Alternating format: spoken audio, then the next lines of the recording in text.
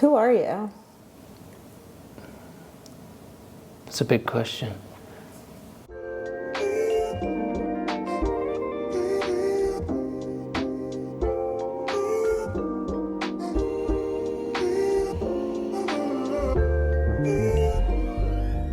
My name is Dean Woodhouse, and I am the husband of Cara Woodhouse. So I grew up in the northeast of England, a place called Middlesbrough, kind of old industrial town, depressingly sort of place. I work in advertising. I'm a creative director. I'm also a filmmaker. Just shot my first short film and just writing our first feature. It's honestly like what I do is like kind of gymnastics for the brain. Every project's completely different, but obviously all you do is you just, try and understand what the problem is you're trying to solve, and then sit on a chair and just stare into space until hopefully something comes along. I mean, actually the first thing really is that I get kind of very angry. It feels like the first time I ever got given a brief, you know what I mean? You just feel completely clueless, like that feeling for me doesn't go away. It's different every time, and sometimes an idea comes along quick if it's like you just come up with a good idea. You just have to think about what you find interesting, do you know what I mean? And if it relates to the product or the thing that you're making or the story that you're trying to tell, I have found that like these little gifts kind of come along as you're kind of working on a project. You might read something or hear something, find a piece of music, and it's a little bit more like of a karmic process now, Ultimately, my dream would be to live in a kind of modern glass box with like just bare minimum furniture and that's it, like that would be my dream, I think. So minimalist, you're a minimalist. Minimalist, just the clutter somehow just gives me anxiety. I think it's now living with a perfectionist or a crazy lady. It's gotten me to kind of like really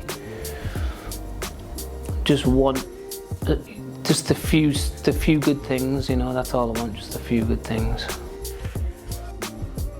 I like good things that look good art. I like good photography. My job is like to be an everything, you know what I mean? Be more of a sort of vessel for whatever the product needs. I do like the cinematics, you know what I mean? Obviously rich filmic things are always exciting to work on and interesting to work on, and you end up working with the best people.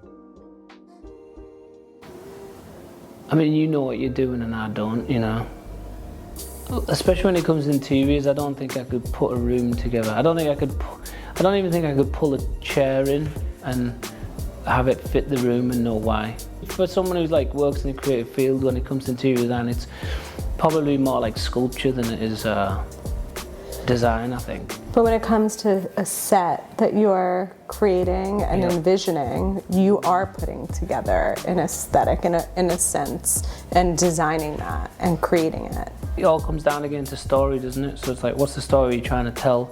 And then you kind of build the world around that story. So every decision that was based on this house, when I was asked my opinion on it, I gave an opinion that you picked another one. I just didn't have that instinct. So like wallpapers, for example, when you said to do the entryway with like kind of that gold falling leaf, squared leaf, I thought it was the worst idea of all time. Until it was like in, and now I see it and now I can't believe how good it is, you know what I mean? Same for in the spare bedroom. The wallpaper to me looked like mold, you know what I mean? I was like, it's gonna be the moldy room, and I just didn't like it, didn't think it was gonna work, and I was completely wrong.